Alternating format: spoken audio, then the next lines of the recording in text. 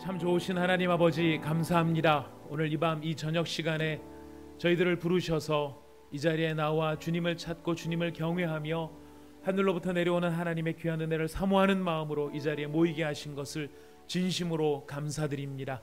하나님 믿는 자에게, 하나님 주님을 간절히 찾는 자에게 반드시 하나님은 응답하시고 우리 하나님을 믿고 의지하는 그 믿음대로 될지어다 선포하신 예수님의 음성처럼 우리의 모든 환경과 여건이 어떠하든지 주님을 바라보는 자에게, 주님을 믿는 자에게, 주님을 앙모하는 자에게 우리 하나님 역사하시는 줄을 믿습니다. 오늘 이 밤에 저희들 각자의 믿음을 따라 하나님 이 앞에 나와 이 자리에 나와 싸우니 주님께서 우리에게 은혜를 허락하여 주시고 우리를 위하여 준비하신 말씀을 허락하여 주시고 우리가 깨달아야 할 주의 진리를 깨닫고 돌아가는 복된 시간이 되게 하여 주시옵소서. 예수님의 이름으로 기도드립니다. 아멘. 오늘 우리 함께 은혜 받을 말씀은 에베소서 1장 1절부터 6절까지의 말씀이 되겠습니다.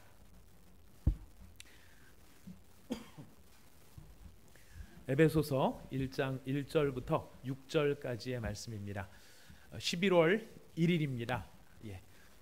일이 3개이죠. 에베소서 또 1장이고 또 시작도 1절부터 합니다. 합하면 일이 5개네요. 온갖 것을 다 신기하게 생각하는 요즘입니다. 에베소서 1장 1절부터 6절까지 우리 같이 한 목소리로 함께 6절의 말씀을 읽도록 하겠습니다. 다 같이 읽으시겠습니다.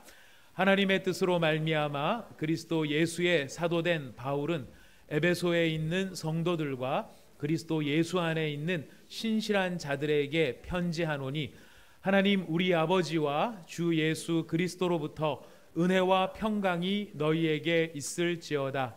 찬송하리로다. 하나님 곧 우리 주 예수 그리스도의 아버지께서 그리스도 안에서 하늘에 속한 모든 신령한 복을 우리에게 주시되 곧 창세전에 그리스도 안에서 우리를 택하사 우리로 사랑 안에서 그 앞에 거룩하고 흠이 없게 하시려고 그 기쁘신 뜻대로 우리를 예정하사 예수 그리스도로 말미암아 자기의 아들들이 되게 하셨으니 이는 그가 사랑하시는 자 안에서 우리에게 거저 주시는 바 그의 은혜의 영광을 찬송하게 하려는 것이라.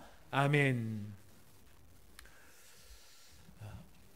우리가 각자에게 신앙생활의 모습, 내 삶의 모습을 보면서 우리 각자가 서로에게 점수를 한번 매겨본다면 여러분들은 여러분의 삶에 대해서, 여러분의 신앙에 대해서 100점 만점에 몇 점 정도를 주실 수 있을 거라고 생각되십니까? 속으로만 생각하셔도 됩니다. 서로 다 몇 점쯤 될까? 나는 몇 점일까? 일단 50점 이상 된다. 50점 이상 된다. 50점 이상이니까 50점부터 다 해당이 되는 겁니다. 다들 생각이 50점 안 되시는 건가요? 나 50점 미만이다. 나 50점 미만이다. 감사합니다. 이 손 안 드신 분들께서는 네가 영빨 있으면 한번 맞춰봐. 이런 이런 뜻인가 생각됩니다. 우리가 우리에게 얼마나 점수를 줄 수 있을까? 사실 참 쉬운 이야기는 아닌 것 같습니다.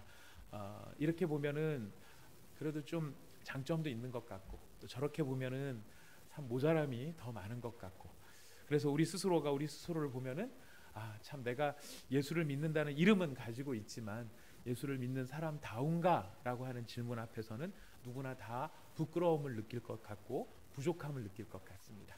그리고 이런 내가 예수를 믿는다고 하는 것보다 차라리 안 믿는다고 하는 게 예수님 전도하는 데 훨씬 더 도움이 되는 것은 아닌가 이런 생각이 들 만큼 우리한테는 이 자학적인 마음들도 한편에 있는 것이 사실입니다.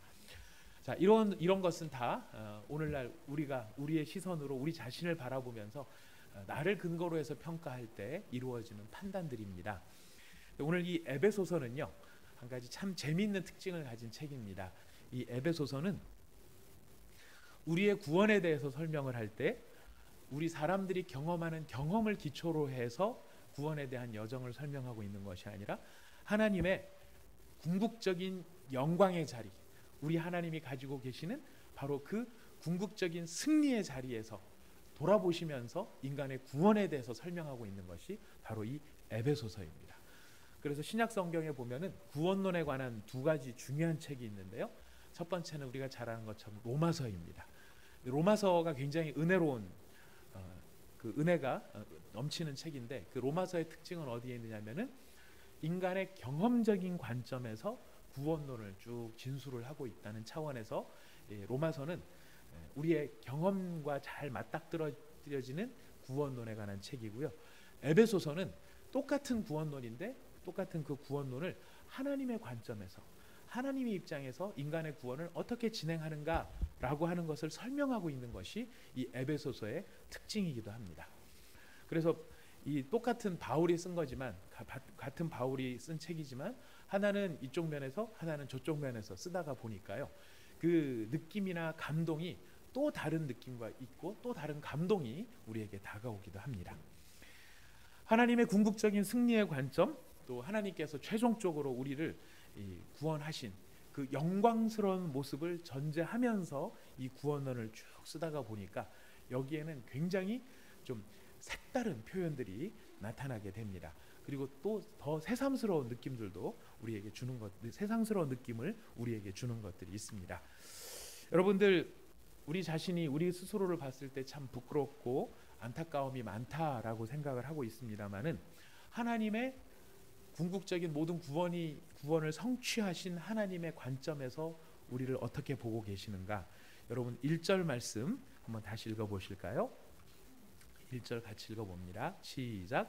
하나님의 뜻으로 말미암아 그리스도 예수의 사도된 바울은 에베소에 있는 성도들과 그리스도 예수 안에 있는 신실한 자들에게 편지하노니. 여기서 보니까 편지를 쓰고 있는데, 바울이 편지를 쓰고 있는데 대상이 누구입니까? 한 부류입니까? 두 부류입니까? 표현을 보면은 두 부류 같은데 실상은 하나입니다. 에베소에 있는 성도들 따로 있고 그리스도 예수 안에 있는 신실한 자들 따로 있는 것이 아니라, 에베소에 있는 성도들이 어떤 사람들입니까? 그리스도 예수 안에 있는 신실한 사람, 바로 그 사람들을 에베소에 있는 성도들이라고 부르는 것입니다. 여러분들은 성도들이시죠? 성도라는 말과 교회 항존직이라고 그래갖고 있는 세 가지 직분이 있습니다. 목사, 장로, 안수집사.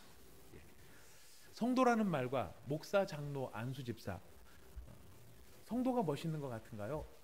목사가 더 멋있는 것 같은가요? 잘 얘기해 주십시오.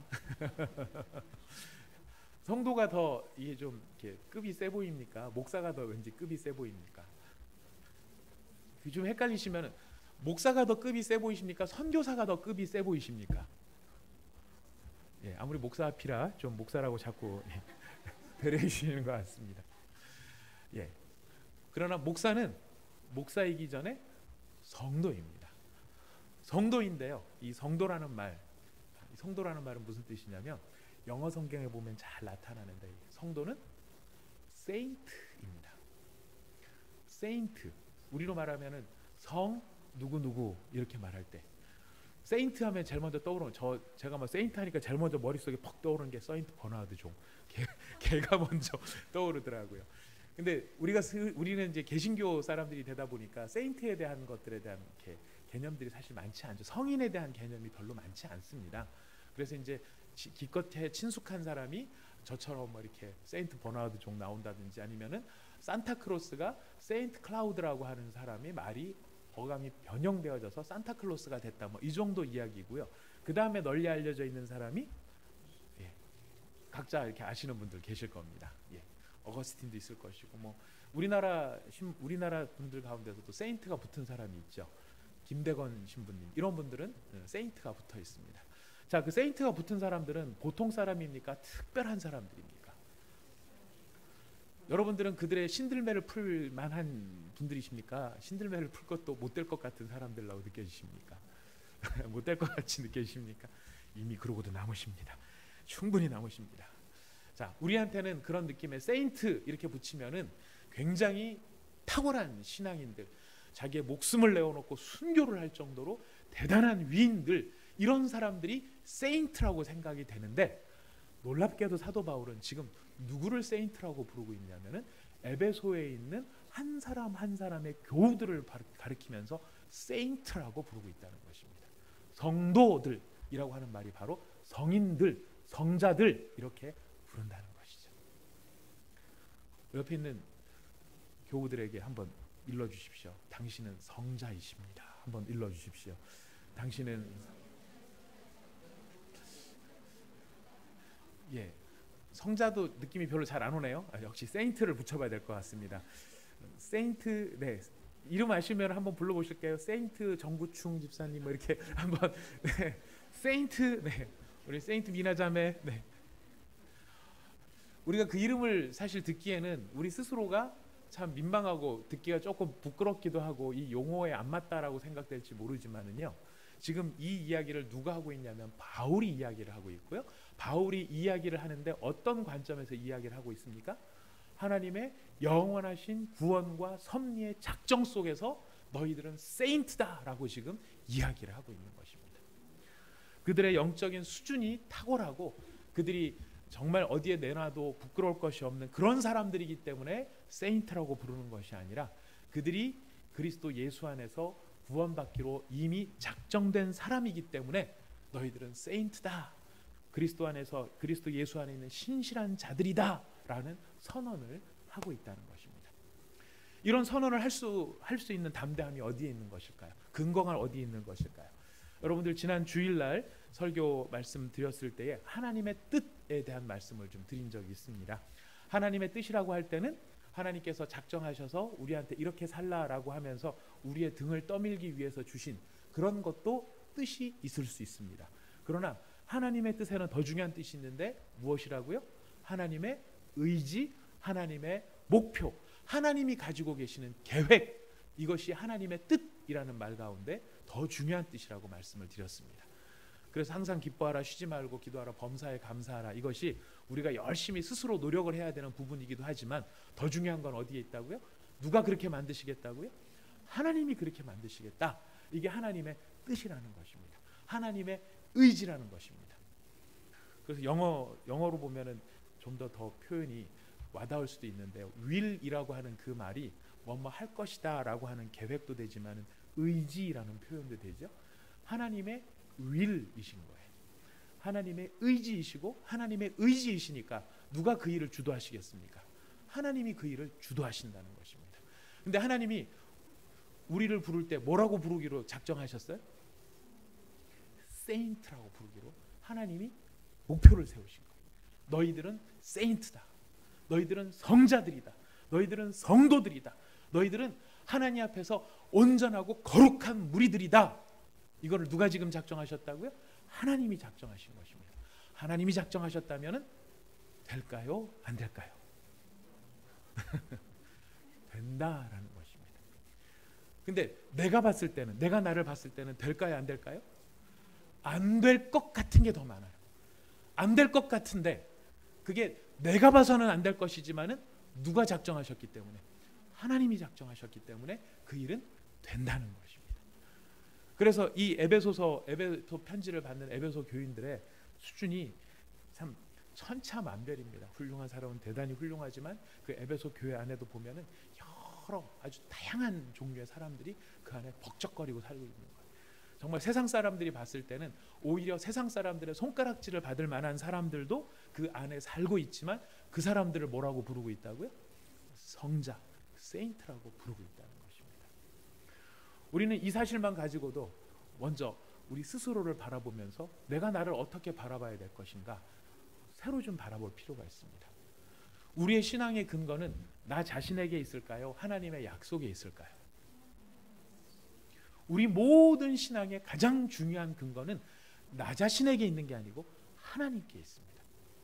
우리가 구원을 받는다라고 하는 것도 내가 이렇게 훌륭하게 잘 살기 때문에 구원을 받는 그것이 아니라 내가 구원을 받을 수밖에 없는 것은 누가 작정하셨기 때문입니까? 하나님이 작정하셨기 때문에. 하나님이 작정하셨다면 내가 찌질이 못나고 실패한 인생이라 할지라도 나 때문에, 내 의지 때문에, 내 모습 때문에 구원이 이루어지는 것이 아니라 하나님의 작정 때문에 이루어지는 일이라 그 일은 반드시 이루어진다는 것입니다. 그래서 우리가 우리의 신앙생활을 할 때 우리 자신을 근거로 해서 우리의 신앙을, 우리의 구원을 이해해서는 안 되고, 항상 무엇을 근거로 해서? 하나님의 작정, 우리가 이거 다른 말로 표현하면 하나님의 약속, 하나님의 말씀, 하나님 자신을 근거로 해서 우리는 안심할 수 있다는 것입니다. 그래서 내가 나를 보면은 어떤 때는 행복하냐면은 기도 열심히 하고 난 날, 또 기도도 여러분 열심히 기도해 보신 분들 다 아시지만은 기도가 맨날 잘 되는 게 아닙니다. 어떤 날은 5분 기도하기도 힘들고, 어떤 날은 기도했는데 1시간 기도했는 줄 알고 눈 딱 떴는데 한 3시간 가고, 그런 날은 왠지 뿌듯하고 막 가자 막 이런 느낌도 들지 않으십니까?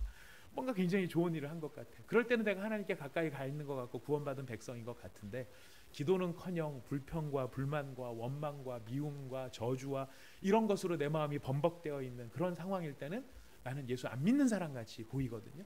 자, 그랬을 때 우리가 따라야 될 것은 무엇입니까? 하나님의 약속입니까? 아니면 내 느낌과 기분일까요? 하나님의 약속이라는 것입니다. 내가 지금은 이 모양 이 꼴이지만 그럼에도 불구하고 나는 뭐라고요?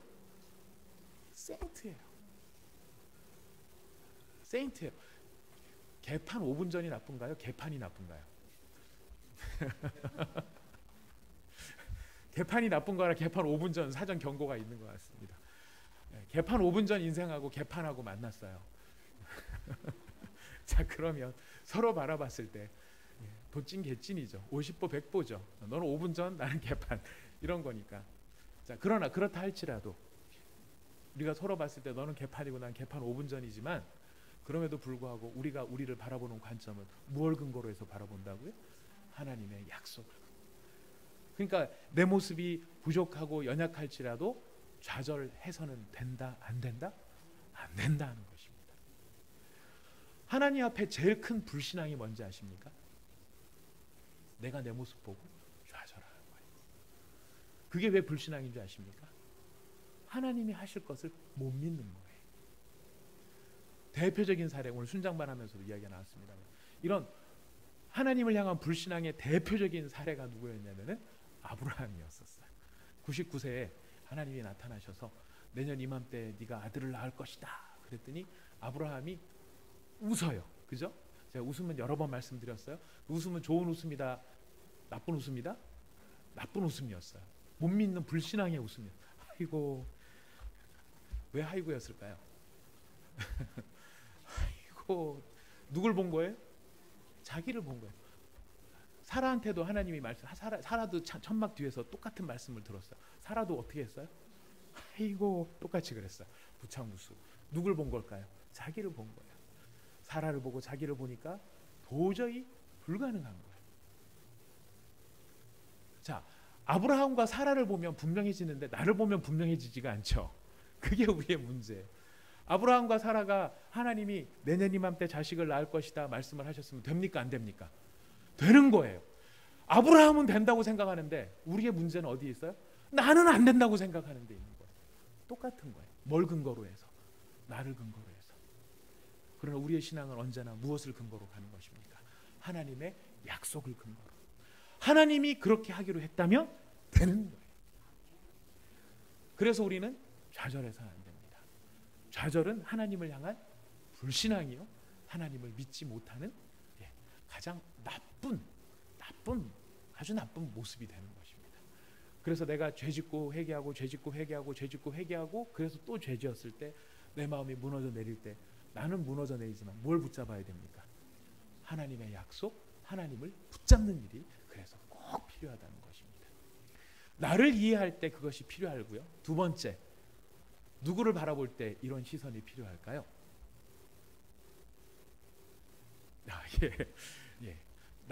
나뿐만 아니라 내 주변에 있는 모든 사람을 바라볼 때 동일한 시선이 필요하다는 것입니다. 나를 보면서 내가 가망성이 없어 보이듯이 다른 사람을 보면 가망성이 없어 보일 때가 있습니다. 그렇죠? 저 사람 저래서 어디 천국 가겠나? 예수 믿는 사람이 어떻게 저럴 수 있어? 예수 믿는 사람이 예수 믿는다는 이름을 하지 말지, 그러면 교회 다니지 말지, 왜 다니면서 저래? 그러면서 우리는 서로 정죄하고 서로 실망할 수 있습니다. 자, 그러나 그 사람이 구원받는 것도 그 사람의 환경과 그 사람 자신 때문에 구원을 받는 것일까요? 하나님의 약속 때문에 구원을 받는 것일까요? 동일한 기준이라는 것입니다. 하나님의 약속. 그래서 지금 내가 봤을 때는 가능성이 없어 보여요. 안 될 것 같아요. 불가능할 것 같아요.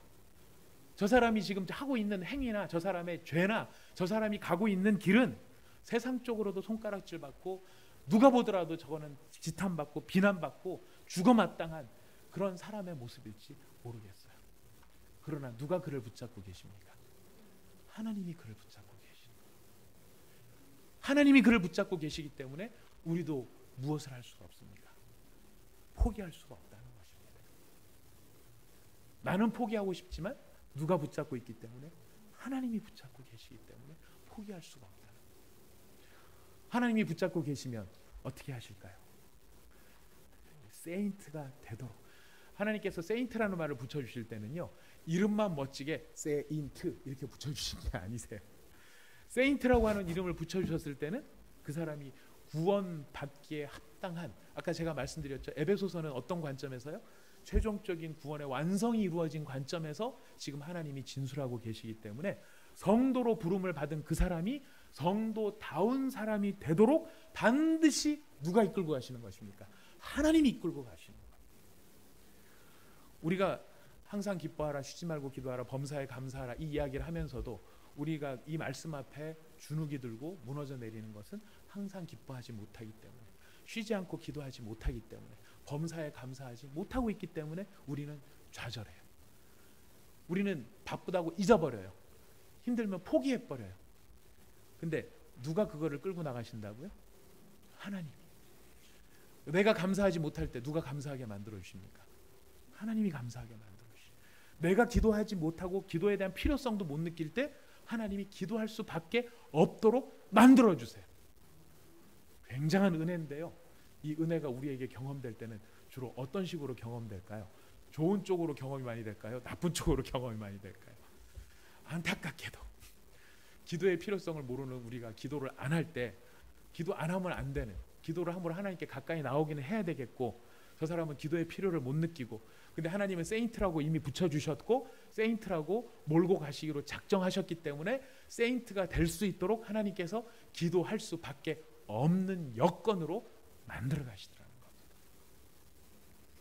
저는 지금 기도 안 하시는, 막 설교할 때 막 기도, 여러분 기도해야 됩니다, 막 기도하면서 이제 얼굴 표정은 아멘인 것 같은데 집에 가서는 안 할 거예요라고 얼굴에 써 있는 분들도 많이 계시거든요. 이제 그런 분들을 보면은 내가 설교하는 게 무슨 힘이 있나 이런 생각이 들지만, 이제 저희 더 이상 좌절하지 않습니다. 왜? 그로 하여금 기도하게 만드는 분은 누구십니까? 하나님이시니까. 그래서 저도 마음을 고쳐 먹었어요. 좋은 말 할 때 말 잘 듣자. 그리고 시키지 않을 때 기도 열심히 하자. 네. 내가 시키지 않아도 기도 열심히 하면 얼마나 행복한 거예요. 근데 그렇게 기도 안 하고 우리가 뭔가 욕망에, 예수 잘 믿는 사람도 욕망에 한번 사로잡히고 막 그러면 기도 안 하고 엉뚱한 길로 가잖아요. 다윗의 경우를 보잖아요. 그렇게 하나님 가까이 하고 하나님을 찬송하던 그 사람이 어리석은 일에 눈이 한번 확 뒤집히니까 아무것도 안 보여. 하나님의 뜻도 안 보이잖아요. 하나님 어떻게 하십니까? 기도할 수밖에 없도록 그의 환경과 여건을 만들어 가시는 거예요. 이게 은혜이면서도 굉장히 무서운 말이기도 한 거거든요. 그러나 중요한 거는 무엇입니까? 협박하는 데 뜻이 있는 게 아닙니다. 제일 중요한 관점은 뭐냐면 하나님이 포기하지 아니하신다는 거예요. 놓치지 않으신다는 거예요. 그게 우리에게 은혜가 된다는 것입니다. 우리는 가야 할 길도 모르고 목표도 몰라요. 세인트라고 말을 붙여주셨는데 세인트가 개 이름인지 뭔지도 모르는 그런 목적을 잃어버린 삶을 살아가고 있지만, 오늘 사도 바울은 바로 그런 목적도 잘 모르는 우리랑 방불한 에베소 교인들을 향하여 너희들은 세인트이다, 너희들은 성자들이다. 왜? 하나님께서 그렇게 작정하셨기 때문에. 그래서 너희들은 기어이 그 성자의 자리에 갈 수밖에 없는 정말 놀라운 축복을, 약속을 갖고 있는 어마어마한 사람들이다, 사도 바울이 이야기를 하는 것입니다. 그러다 보니까 뭐가 막 저절로 터져 나오는지 아십니까? 그 하나님의 되심을 알고 하나님의 그 능력을 알고 기도 안 하면 기도할 수밖에 없도록 만들어 주시고, 감사하지 못하는 사람에게는 얼마나 이게 감사한지를 막 깨닫게 해주시고 깨우쳐서 기어이 그 자리로 만들어 가실 하나님의 어마어마한 능력을 사도 바울이 생각하니까 그가 한 1000마디가 뭐로 나오냐면 3절이에요. 3절부터 같이 읽어보겠습니다. 3절부터 6절 시작.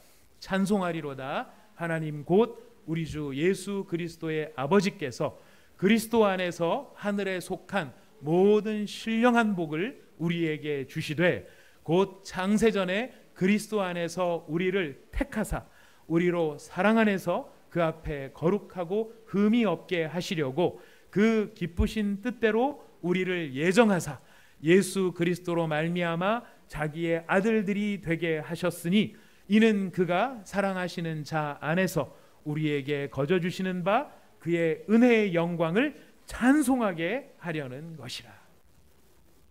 사도 바울의 이야기가 뭐로 시작된다고요? 찬송으로요. 뭘 깨달으니까 하나님이 붙여주시고 붙잡고 계시면 갈 수밖에 없는 거구나. 나는 못났을지라도, 나는 그렇게 안 된다 할지라도, 나뿐만인가요?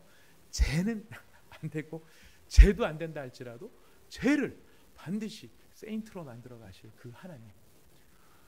그래서 저는 여러분을 보면 하나님을 향한 찬송이 나옵니다. 왜 그럴까요? 일단 여러분 예뻐서 여러분이 너무 귀해서 하나님의 보석 같으니까 다 맞습니다. 그러나 찬송이 나오는 진짜 이유는 어디에 있습니까? 여러분들을 붙들고 계시는 것이 하나님이시기 때문에. 여러분 이 감격이 이 깨달음이 저는 정말 제 소원이에요.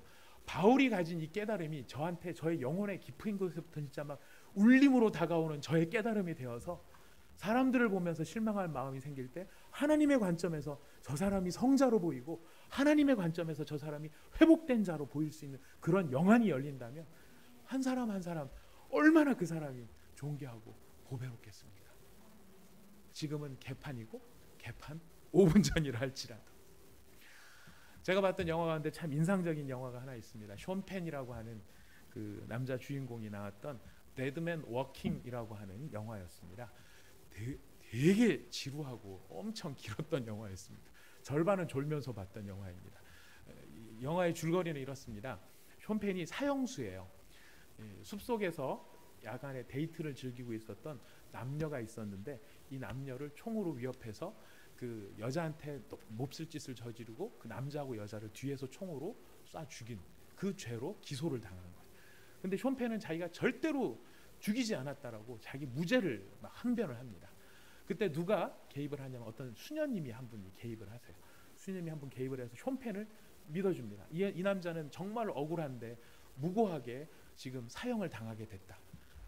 모든 검사나 이 배심원들은 이 사람이 사형에 해당된다라고 해서 사형을 집행을 앞에 놓고 있는데 숀 펜은 자기는 정말 억울하다고 눈물을 흘리면서 이 신부한테, 이 수녀님한테 이야기를 하는 거예요.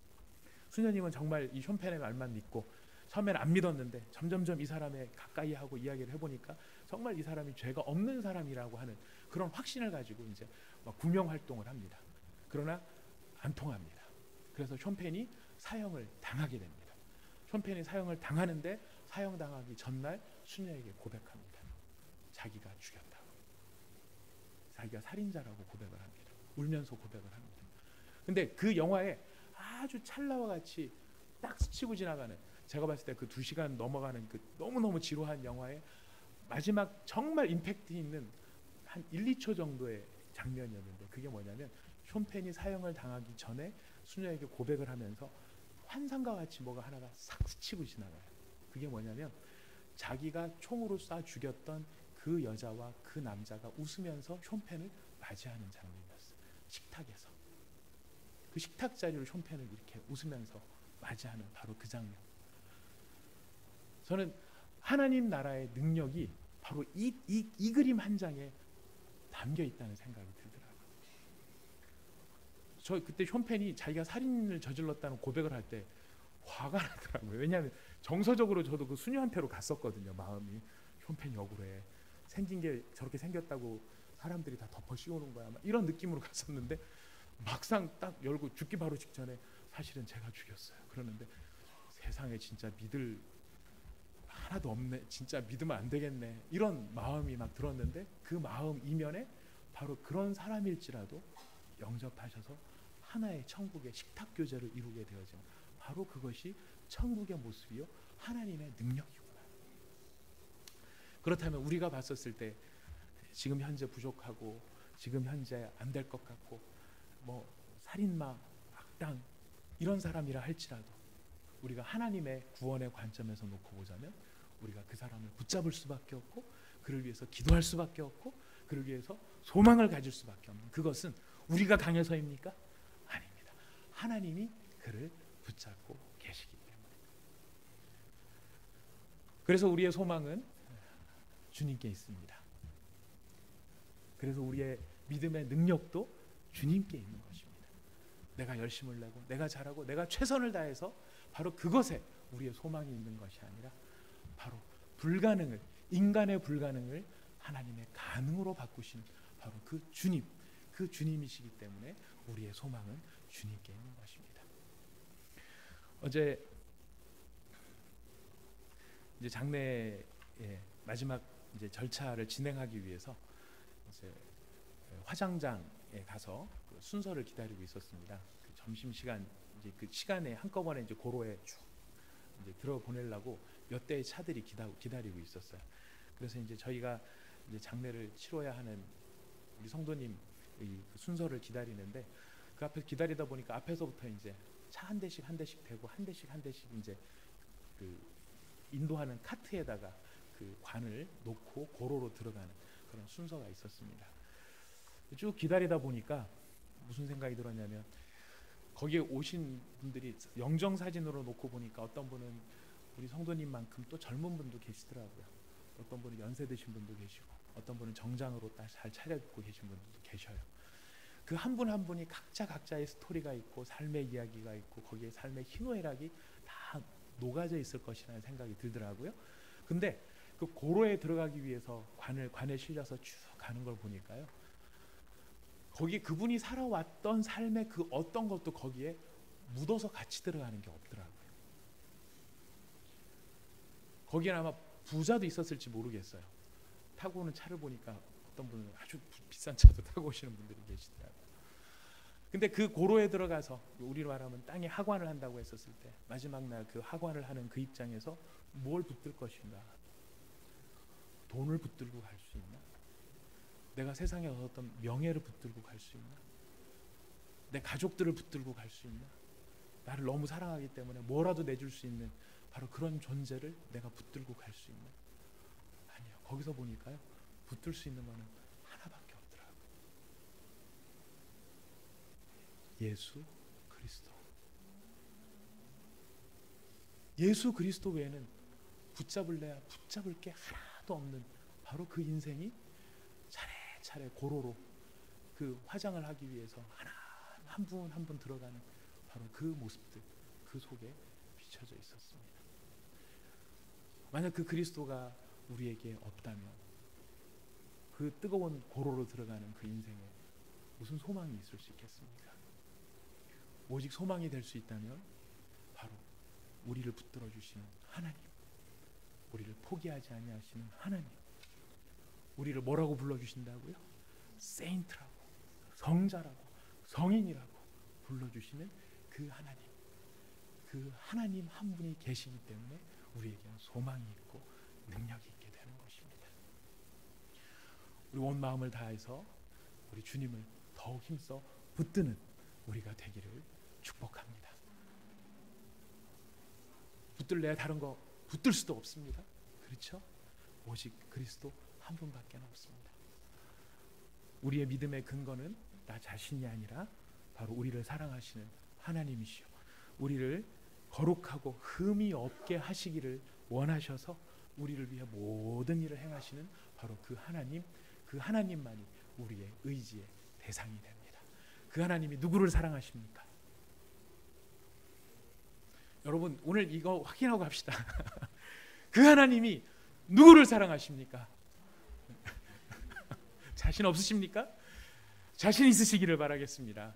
저는 오늘 딴 날도 아니고요, 수요일 날 이 시간에 여기 이렇게 나와서 앉아 계시다는 자체가 바로 하나님이 불러서 나오지 않는 한 우리 교회는 수요일날 이 자리에 여기 나오기가 쉽지 않습니다. 교통도 어렵고요, 지역도 멀고요. 적어도 이 자리에 불려 나오시는 분들 같으면 저는 목사의 직을 걸고 뭐 이렇게 함부로 걸면 안 되지만 확신할 수 있는 게 무엇입니까? 누가 여러분을 붙잡고 계시다고요? 하나님이 여러분을 붙잡고 계시는 거예요. 우리가 그 하나님을 의지하고 붙들면서 그 하나님께서 나를 붙잡고 계시는 것을 우리가 기도 제목입니다. 하나님 더 잘 보게 하여 주셔서 사도 바울처럼 막 얼마나 좋으면 그랬겠어요. 입 뻥끗 열자마자 뭐로 시작해요?